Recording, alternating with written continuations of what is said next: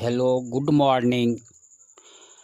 Today I am going to explain the pure substances, elements, and compounds.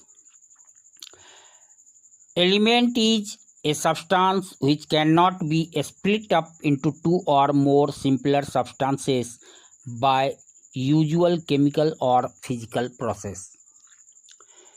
It means we can't divide an element into two or more particles, different particles. So, an element may be defined as the matter, the pure substance made up of same kinds of particles are called elements. It means elements are made up of only one kind of atoms. Atom means here particles of matter. There are about 115 elements known at present, out of which 92 elements occur in the nature and about 23 elements are prepared artificially by humans. Every substance in this world is made up of one or more of these elements: hydrogen, helium, oxygen, nitrogen, carbon, sulfur, phosphorus, chlorine, bromine, iodine, sodium, potassium, iron, zinc, gold, silver, etc. are elements. Diamonds and graphite are also elements. They are the allotropic form of carbon. Elements can be solids, liquids, or gases. Most of the elements are solids. Some elements are solids, some elements are liquids, and some are gases at room temperature. For example, sodium, carbon, zinc, iron, gold, silver, etc. are solid at room temperature. Mercury and bromine are liquid at room temperature, whereas hydrogen, helium, lithium, neon, carbon, nitrogen, oxygen, chlorine, fluorine are gases at room temperature. Metals, nonmetals, and metalloids are the different types of elements. It means elements can be classified into three types: metals, nonmetals, and metalloids. Metals may be defined as the elements which are ductile, malleable, and good conductor of electricity. They have a specific luster, they are sonorous, etc. But on the other hand, metals may be defined as the elements having tendency to make positive ion by losing electrons. It means the elements having tendency to lose electrons to form positive ion are called metals. Copper, iron, zinc, aluminum, gold, platinum, chromium, sodium, potassium, iron, cobalt, nickel, chromium, mercury, antimony, tungsten, manganese, uranium are metals. All the metals are solid except mercury, which is liquid at room temperature.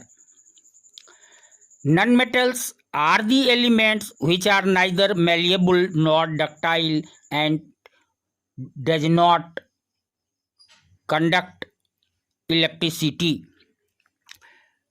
In other words, the nonmetals are the elements which have tendency to gain electrons to form negative ions.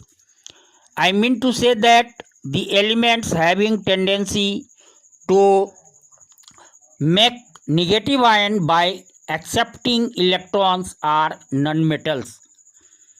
Carbon, sulfur, phosphorus, hydrogen, oxygen, nitrogen, noble gases, etc. are nonmetals. Nonmetals are solids, liquids, or gases. Bromine is the nonmetal which is liquid at room temperature. Carbon, sulfur, phosphorus are solids. Hydrogen, nitrogen, oxygen, chlorine, fluorine are gases at room temperature. Metalloids. There are some elements which show some properties of metals and some properties of nonmetals both. Such type of elements are called metalloids. They are neither good conductors of electricity like metals nor insulators like nonmetals. Actually, they are semiconductors. So, we can say that the elements which show some properties of metals and some properties of nonmetals are called metalloids. Boron, silicon, germanium are example of metalloids. Now, compounds, the other type of pure substances. Compounds are the substances made up of two or more elements combined together in fixed proportion by mass. It means when two or more elements chemically combine in fixed proportion by mass, they form a pure substance called compounds. In compounds, constituent elements are in fixed proportion. If there is a change in their proportion, we get new compounds. In compounds,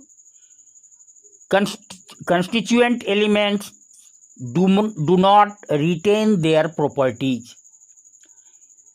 A substance of new properties are obtained. For example, sodium chloride, that is common salt, water, ammonium chloride, calcium carbonate, ammonia, carbon dioxide, etc. are examples of compounds.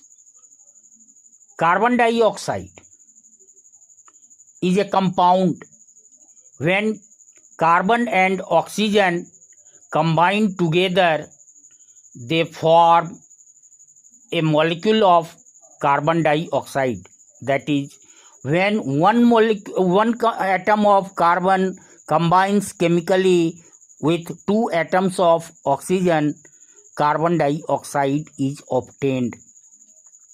In carbon dioxide, carbon and oxygen do not show their properties.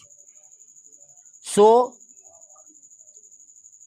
carbon dioxide is a pure substance. The melting, boiling points and densities of compounds are constant. So, they are considered as pure substances. In next video, I will explain the impure substance, that is mixtures.